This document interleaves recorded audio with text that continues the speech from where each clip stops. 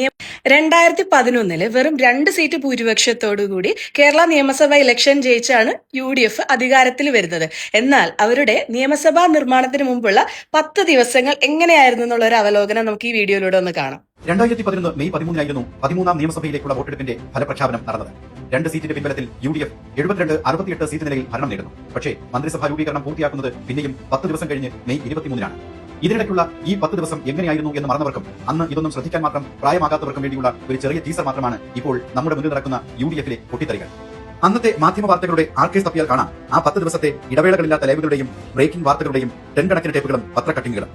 UDF മുന്നണിയുടെ നേതാവായ ഉമ്മൻചാണ്ടിയെ ഒന്ന് മുള്ളാൻ പോകാൻ പോലും സമ്മതിക്കാതെ വട്ടം പിടിച്ചും ബ്ലാക്ക്മെയിൽ ചെയ്തും വിലപേശിയും കോൺഗ്രസിലെ ഗ്രൂപ്പ് നേതാക്കളും മറ്റ് UDF കക്ഷി നേതാക്കളും മത സാമുദായിക നേതാക്കളും അവരുടെ പങ്ക് പിടിച്ചു പറിക്കുന്നതിന്റെ 10 ദിവസത്തെ നോൺ സ്റ്റോപ്പ് കവറേജ്.